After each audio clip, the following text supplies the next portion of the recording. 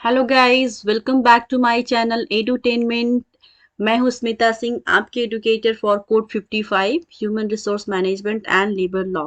And हम तैयारी कर रहे हैं यूनिट 1 से यूनिट 10 तक, जिसमें से मैंने आपको यूनिट 1 कंप्लीट करा दिया है, principles and practices of management, and unit 2 human resource management. दो लेसन्स मैंने ऑलरेडी कवर किया हुआ है यूट्यूब पर, जिससे मैंने सारे थ्योरी पार्ट कवर कराए हैं। और वो थ्योरी जो कि एग्जाम जिनसे एग्जाम में क्वेश्चन की फॉर्मेशन होता है, क्वेश्चंस का फॉर्मेशन उन थ्योरी से होता है, इसलिए वो थ्योरीज बहुत इंपॉर्टेंट है। ऑब्वियसली यूनिट 1 टू यूनिट 10 आपके जो भी थ्योरी पार्ट में कवर कराऊंगी वो इंपॉर्टेंट होंगे, जिनसे क्वेश्चंस बनते हैं, क्वेश्चंस का की फॉर्मेशन होती है। सो आप मेरे साथ जुड़े रहिए और मुझसे मेरे साथ बने रहिए, ताकि मैं आपको पूरा जो कोर्स कंप्लीट करके देने वाली हूँ उससे आपको बेनिफिट मिल सके। और अगर आप सीरियसली पढ़ाई कर रहे हैं या फिर आप जेआरएफ के लिए तैयारी कर रहे हैं सीरियसली 2022 के लिए, तो आप मेरे साथ बने रहिए, ताकि आप सारे जो भी वीडियोस मैं लॉन्च करती हूँ यूट्यूब पर उनसे आपको बेनिफिट मिल सके और आप एक प्रॉपर वे में तैयारी कर सकें। और आज के सेशन में मैं PYQs कवर कराने जा रही हूँ, जिसमें आपको ढेर सारे क्वेश्चन कराने वाली हूँ। सो क्वेश्चन से आपको बेनिफिट मिलेगा, जो कि क्वेश्चन पिछले साल पूछे गए हैं। तो 2018 के पीवाई क्यूज हैं। 2018 से जो क्वेश्चंस मैंने लिए हैं वो उन क्वेश्चन के बेसिस पे नए क्वेश्चन की फॉर्मेशन जो हो सकता है अपकमिंग एग्जाम में, और सेम क्वेश्चन भी रिपीट होते हैं। And that is the very very very important questions.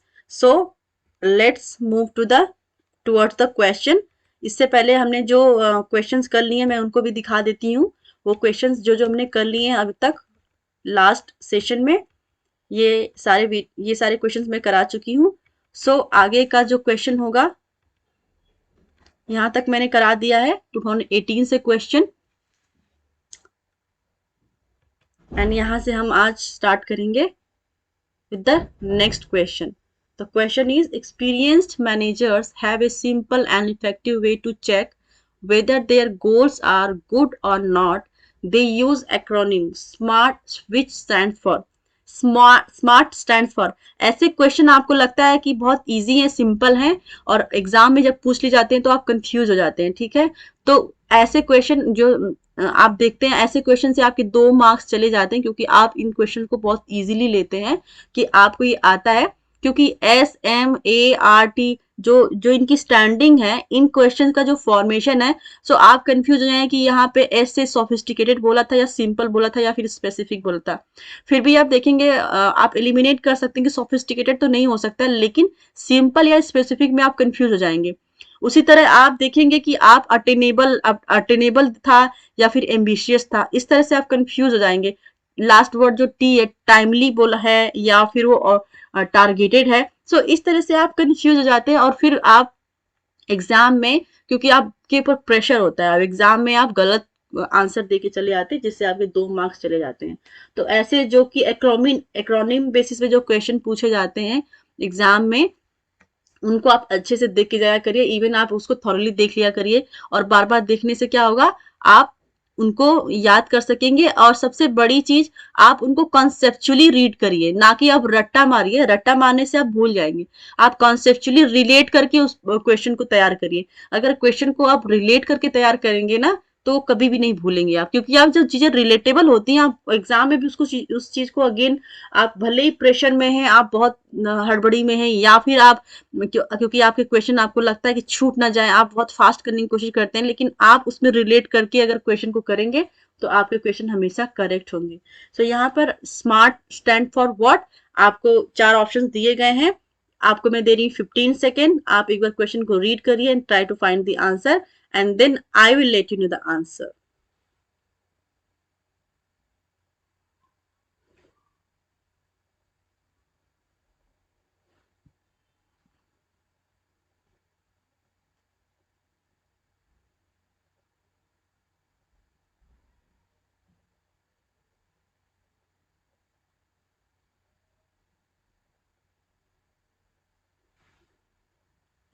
So here I hope आप सबने क्वेश्चन को पढ़ लिया होगा, and you might have got the answer.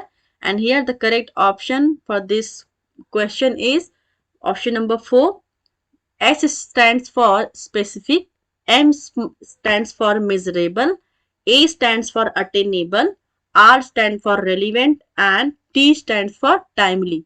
So आपको याद रखना है specific, measurable, attainable, relevant and timely. Right so इस तरह से क्वेश्चन को आप, अगर आपको क्वेश्चन लगता है कि ये कंफ्यूज हो सकते हैं आप एग्जाम के टाइम, तो आप specific, measurable, attainable, relevant and timely को अपने तरीके से रिलेट करके इसको याद रखने की कोशिश करिएगा. Right, smart stands for specific, measurable, attainable, relevant and timely. Let's move to next question. Which of the following theoretical perspectives implies stewardship without ownership in the context of industrial relations?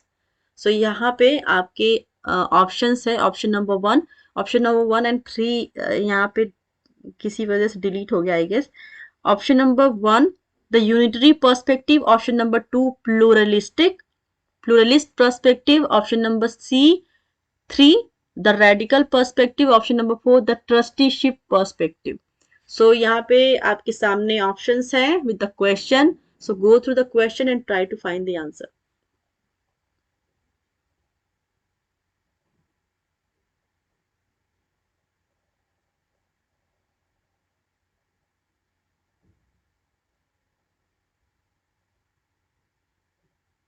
So here the correct option is, for this question, option number 4, the trusteeship perspective would be the correct answer for this question. Let's move to next question. Assertion and reason से question दिया गया है and मैंने आपको बताया था कि इसके में क्या टेक्निक होनी चाहिए. Assertion and reasoning से जब भी आप क्वेश्चन सॉल्व करते हैं तो इस टाइप के क्वेश्चन को हमेशा आप असर्शन को बिकॉज लगा के फिर रीजन को पढ़िए, आपको करेक्ट आंसर मिलने में बहुत सहायता करेगा. And even you will understand the question कि असर्शन क्या कह रहा है, रीजन क्या कह रहा है, एक दूसरे से ये दोनों रिलेट कर रहे हैं या नहीं कर रहे हैं, आपको एक बेसिक आइडिया मिल जाएगा.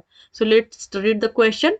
The basic planning process always involve setting objectives, forecasting and assessing basic planning premises or assumptions, determining alternatives, causes of action, evaluating which options are best, and then choosing and implementing plan. Because there is usually a hierarchical aspect to managerial planning.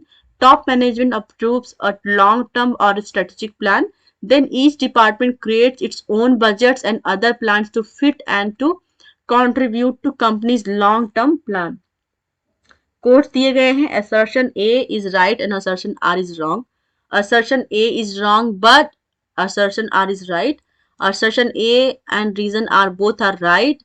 Reason R explains assertion A. Option number 4, assertion A and reason R both are right. Reason R does not explain assertion A. So आपके सामने ये options है. आप question को फिर से पढ़ के देख लीजिए एक बार and try to find the answer and then I will let you know the answer.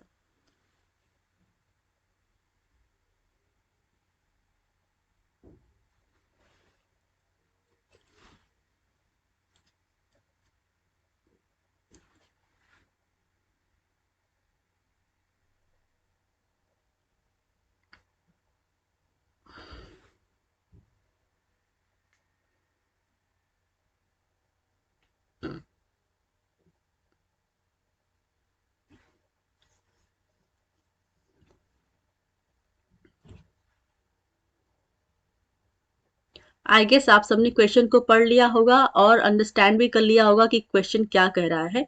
So here the correct option for this question is, the right answer is option number 3. assertion A and reason R both are right. Reason R explains assertion A. So option number 3 would be the right answer for this question. आप जैसे देख रहे हैं आपका main motto क्या होता है जब भी आप प्लान करते हैं ऑर्गेनाइजेशन में, तो क्या उसके प्रोसेस होते हैं. पहले आप प्लान करते हैं, फिर इन्वॉल्व्स ऑब्जेक्टिव कि पहले आप डिसाइड करते हैं कि ऑब्जेक्टिव क्या होगा, फिर आप फोरकास्ट करते हैं, ठीक है, कि क्या फ्यूचर में होना चाहिए, किस तरह से ये एग्जीक्यूट होगा, क्या इसका आउटपुट होगा, आप फोरकास्टिंग करते हैं. देन आप असेस करते हैं, उसका एनालिसिस करते हैं. बेसिक प्लानिंग प्रीमाइसेस और assumptions, determining alternatives, causes of action, क्या एक्शंस लिए जाएंगे, क्या उसके कारण रहेंगे, आप उसको इवेल्युएट करते हैं एंड आप चूज करते हैं कि क्या बेस्ट उसका ऑप्शन रहेगा, एंड देन आप आइडिया को इम्प्लीमेंट करते हैं, राइट। सो ये हो गई आपकी प्लानिंग। बिकॉज लगा के आप जब रीजन को पढ़ेंगे तो यहाँ पर डिफाइन किया गया है, there is usually hierarchy aspect to managerial planning. एक हिरार्की में आप मैनेजरियल प्लानिंग करते हैं, right. And top management approves long term और strategic plan, that's true. Top management जो होता है वो लॉन्ग टर्म प्लानिंग बनाता है, प्लान्स बनाते हैं, और वो स्ट्रेटजी बनाते हैं। लॉन्ग टर्म प्लान जो होता है उनको स्ट्रेटेजिक बोलते हैं, राइट। वो स्ट्रेटेजिक प्लान होते हैं। Then each department create its own budget. Long term plan organisation का जो टॉप मैनेजमेंट होता है वो बनाता है। देन वो प्लान को अपने डिपार्टमेंट वाइज बांट देते हैं, और फिर वो डिपार्टमेंट उनके खुद के बजट बना के देते हैं टॉप मैनेजमेंट को कि क्या इसमें खर्चा आएगा, कितनी टाइम लगेगा। वो सारे प्लान फिर डिपार्टमेंट वाइज डिस्ट्रीब्यूट कर दिए जाते हैं, और उनको उनके खुद के कितना उनके उनके खुद के डिपार्टमेंट में वो गोल अचीव करने में कितने कितने का खर्चा आएगा, क्या बजट लगेगा, राइट, क्या उनका कंट्रीब्यूशन होगा। तो ये सारी चीजें फिर डिपार्टमेंट वाइज डिस्ट्रीब्यूट हो जाती है और वो उनको एग्जीक्यूट करते हैं। सो ये हो गई आपकी प्लानिंग, स्ट्रेटेजिक प्लानिंग। सो दोनों ही करेक्ट है, और reason R explains assertion A. So option number 3 assertion, I mean option number 3 would be the correct option for this question. Let's move to next question. Indifference curve relating to supply of labor have a number of properties, some of which are mentioned below. Right? So यहाँ पर A to H options दिए गए हैं, और which of the following properties are not true. यहाँ पे not true पूछा गया है, right? So आपको जो नहीं सही नहीं है उनको बताना है कि क्या सही नहीं है, वो ऑप्शंस आपको चूज करना है, राइट आंसर आपको चूज करना है। सो option number A, indifference curve are downward sloping. Option number B, indifference curves are upward sloping. Option number C, higher indifference curves indicate lower levels of utility. Option number D, higher indifference curves indicate higher level of utility. Option number E, indifference curves do not intersect. Option number F, indifference curves intersect. Option number G, indifference curve concave to the origin. Option number H, indifference curves convex to the origin. सो आपको इसमें से incorrect find करना है। आप जब भी question पढ़ते हैं एग्जाम में तो आप हमेशा केयरफुली क्वेश्चन को पढ़ना, क्योंकि कई बार क्या होता है कि आप ट्रू ढूंढने लगते हैं क्योंकि क्वेश्चन में पूछा गया नॉट ट्रू, तो आप जल्दबाजी में नॉट ट्रू मतलब क्वेश्चन को ही नहीं समझ पाते हैं कि नॉट ट्रू लिखा है या ट्रू लिखा है, तो इस चक्कर में भी आप गलत कर देते हैं क्वेश्चन को। तो हमेशा आप क्वेश्चन को पहले अच्छे से रीड करिएगा and then you answer the question, right. So यहाँ पे नीचे जो कि लाइन दिया गया है, which of the following properties are not true, ये लाइन कई बार एग्जाम में कैंडिडेट्स मिस कर देते हैं, वो पढ़ते ही नहीं है, देन वो try to find the right answer क्या होगा उसमें टाइम का चला जाता है एंड वो गलत मार्क करके आ जाते हैं, राइट। सो अब भी आपको फाइंड करना है incorrect, right. I am giving you 15 seconds, please go through the question.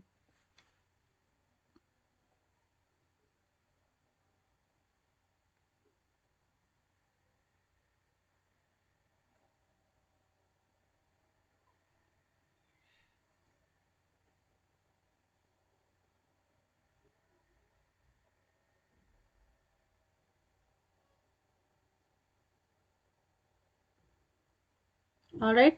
So here the correct answer for this question is option number 4. B, C, F, G are incorrect. Right? So ये incorrect है और इसका सही answer है option number 4. B क्या कह रहा है? Indifference curves are upward sloping. That is incorrect. ये ऐसा नहीं है, upward नहीं होता है. And ऑप्शन नंबर C क्या कह रहा है? Higher indifference curves indicate lower level of utilities. Utility, that is also incorrect. And option number F, indifference curves intersect, that is also incorrect. And option number G, indifference curves concave to the origin, that is also incorrect. So option number 4 would be the right answer here. Under the Employees Compensation Act 1923, the list of occupational disease is provided under the which schedule? So आपको schedule देखना है कि किस schedule में occupational disease के बारे में बात किया गया है। शेड्यूल 1, शेड्यूल 2, शेड्यूल 3 या शेड्यूल 4 में बात की गई है। सो आपको आंसर देना है इसका। मैं आपको दे रही हूँ 15 seconds, please go through the question and try to find the answer.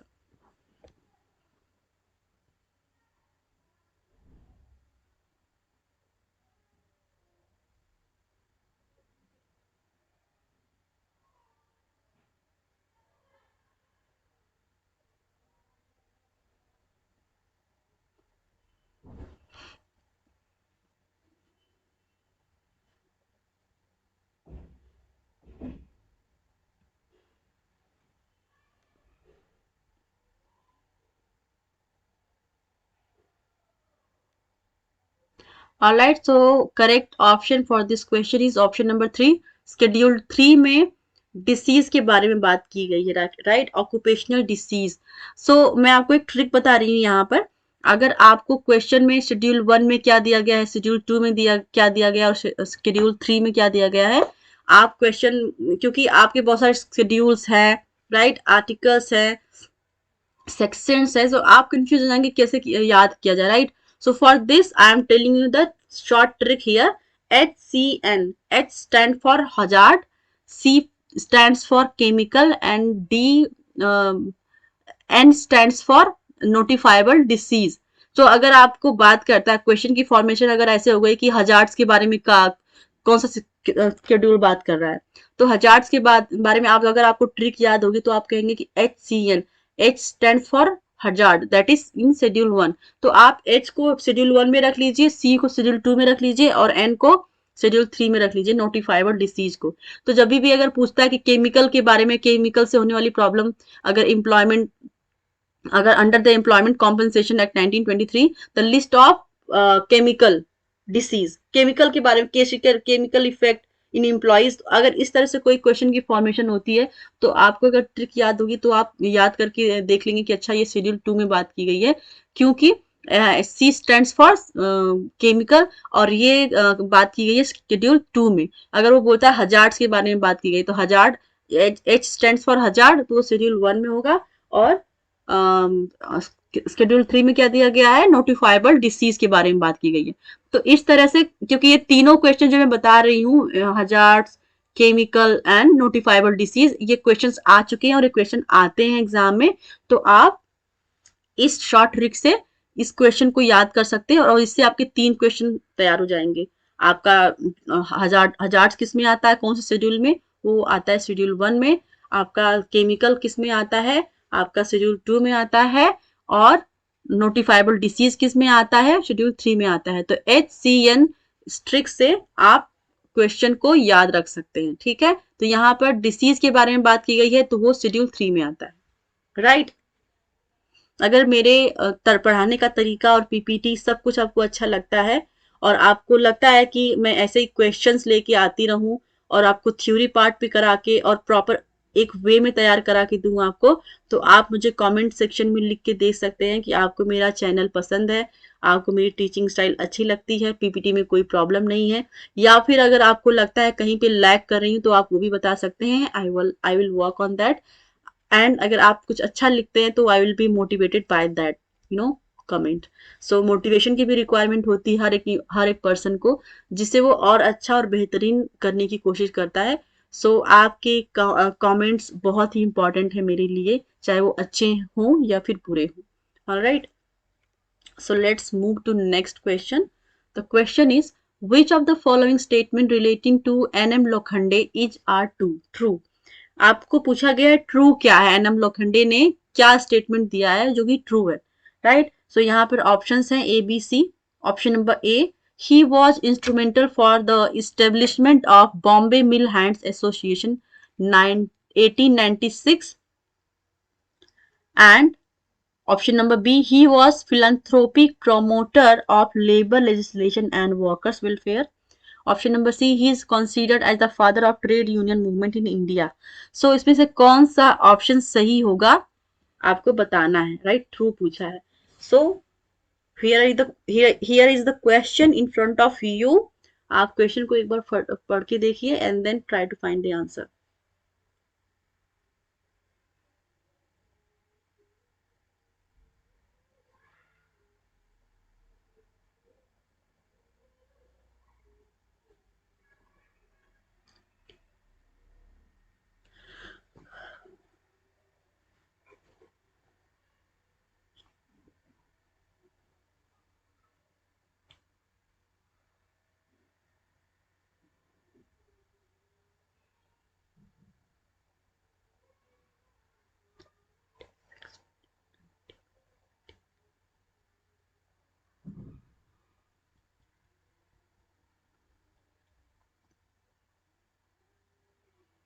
I hope आप सबने क्वेश्चन को पढ़ लिया होगा। So here the right option for this question is option number Just a second. Yes, option number 3 would be the right answer here. B and C are correct. He Option number A, he was instrumental for the establishment of Bombay Mill Hands Association in 1896. ये incorrect year है और ये आपके लिए एक homework होगा. आप find करिएगा कि जो बॉम्बे मिल हैंड एसोसिएशन का इंस्ट्रूमेंटल इस्टेब्लिशमेंट ईयर क्या था. बॉम्बे मिल हैंड एसोसिएशन का इस्टेब्लिशमेंट ईयर क्या था. आपके लिए ये एक होमवर्क है. आप फाइंड करिएगा खुद से कि वो क्या था. 1896 की 1896 इज इनकरेक्ट, वो सही नहीं है. And option number B, he was philanthropic promoter of labour legislation and workers welfare, that is correct. And option number C, he is considered as the father of trade union movement in India. That is also correct. So options B and C are correct. Option number A is incorrect and which is given to you for homework. आपके लिए homework है. आप try to find, आप just find करने की कोशिश करिएगा कि ये कौन सी year है. Right? यहाँ पे year गलत दिया हुआ है. Let's move to next question.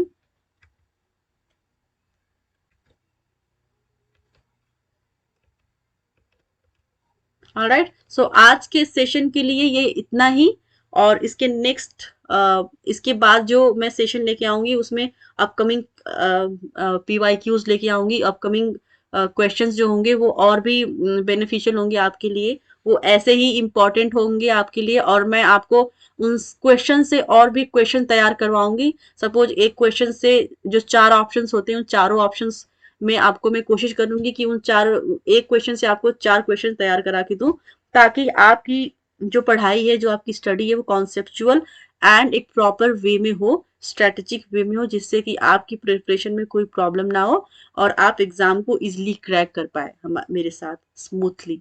Right, so thank you so much for watching मी. अगर आपको मेरा चैनल पसंद आता है, मेरा PPT स्टाइल पसंद आता है, क्वेश्चन में जो क्वेश्चन की जो फॉर्मेशन है, क्वेश्चन का जो स्टाइल है और जो मेरी टीचिंग स्टाइल है, अगर आपको सब अच्छा लगता है तो आप मुझे कमेंट कर सकते हैं ताकि मैं मोटिवेट हूँ. अगर कहीं पर कोई लैग नज़र आता है तो आप वो भी मुझे बता सकते हैं ताकि मैं उस पर वर्क कर पाऊँ. Because nobody is perfect in the world, even I am not, as I always say. So आप मुझे ऐसे ही कमेंट देते रहिएगा एंड आप मेरे साथ जुड़े रहिए, मेरे साथ एडुटेनमेंट के साथ. Thank you so much for watching me.